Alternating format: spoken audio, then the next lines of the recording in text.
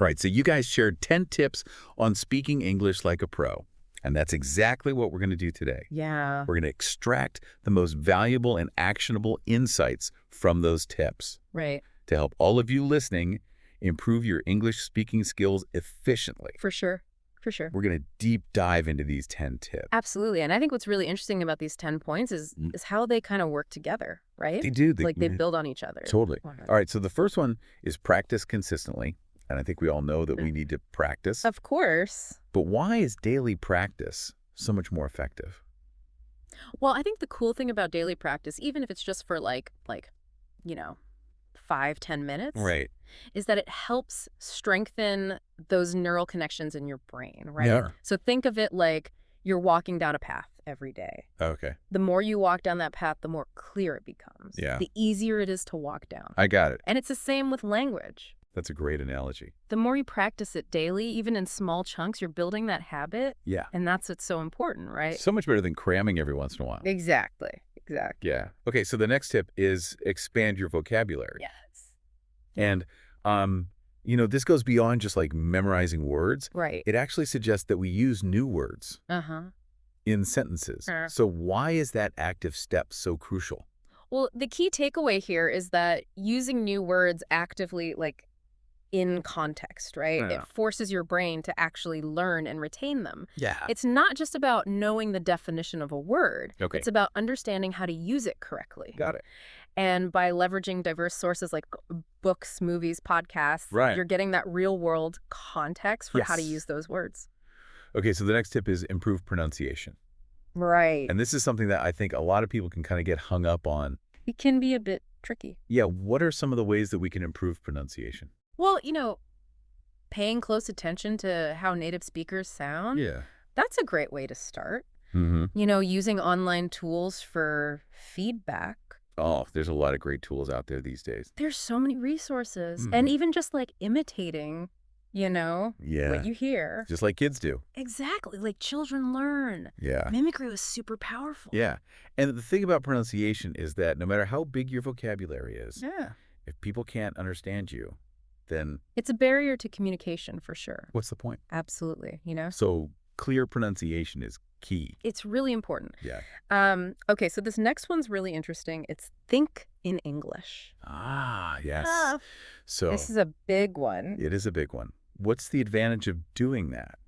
So the main benefit here is that you're bypassing that mental translation process. That Yeah. can really slow you down. Yeah, you're not going word by word, you're thinking. Exactly. And it frees up your cognitive resources so you can communicate Yeah, in a much more nuanced way. that makes sense. And it also makes you process information faster Okay. so you can respond more quickly and naturally. So it really does help with fluency. Absolutely. It's a fluency booster for sure. Okay, so the next tip is to speak slowly and clearly. Yeah. And I think this is really counterintuitive It because seems counterintuitive, but it makes Yeah. a huge difference. yeah, so how does slowing down actually help? It gives you time to formulate your thoughts correctly and articulate them clearly. Yeah. And that's super important, right? Yeah. So when you slow down, you reduce the chances of making errors.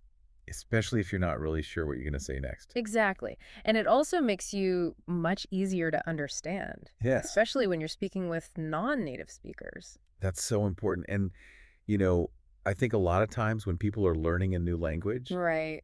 they're so focused on just getting the words out. Speed becomes the priority, Yeah, that they forget but clarity is key. about clarity. And I think it's really important Absolutely. to remember that clarity is more important than speed. 100%.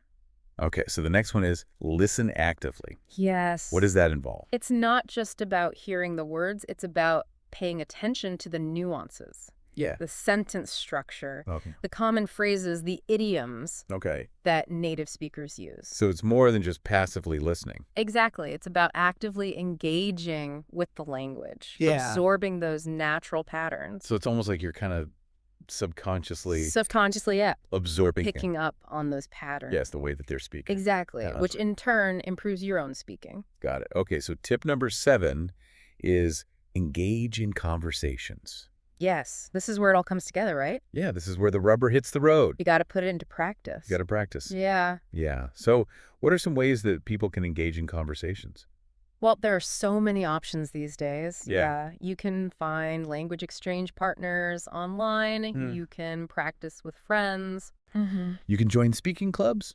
Yeah, There are tons of resources out there. they really are. And the key is to find something that you enjoy. Right. Because if you enjoy it, you're more likely to stick with it. And make it a habit. Exactly. Yeah, okay. So to sound more like a native speaker, we have tip number 8. Yeah. Use idiomatic expressions. This is a fun one. It is a fun one. So why are those so important? Idioms add color and authenticity to your English. Okay. They're those phrases that don't translate literally, Right. but they have a meaning that everyone understands. Like break a leg. Exactly. Break a leg doesn't mean go and actually break your leg. Yeah. It means good luck. Yeah. And using idioms makes you sound less formal, Okay. more like a native speaker. More natural. More natural, exactly. All right, tip number 9 is watch English content. Oh, this is a great one. It is a great one, and this is something that, back in the day, Wasn't as accessible. yeah, it was harder to do this, but now, So easy. so easy. So how does this help us improve our speaking? Well, when you watch movies, TV shows, online videos, Uh-huh. you're exposed to different accents, Right. Yeah. different speaking styles. Yeah. And you're hearing everyday language in context. Right. It's a fun way to improve your listening comprehension Yeah. and to pick up new vocabulary and expressions. And it's more passive, right? It is more passive. You can just kind of relax and Absorb it naturally. enjoy. Exactly. Okay, so we've come to our final tip, number 10. Be confident and don't fear mistakes. This is probably the most important tip It is. I think it's the most important tip. of all of them. Yeah. So how can we embrace this mindset? It's about shifting your perspective. Okay. Instead of seeing mistakes as failures, Right. see them as learning opportunities. Yeah. Every mistake is a chance to improve. I love that. And when you have confidence, Yeah. you're more willing to practice. No, You're more willing to put yourself out there. Yeah, you're not so afraid to make a mistake. Exactly. And that's what leads to real progress.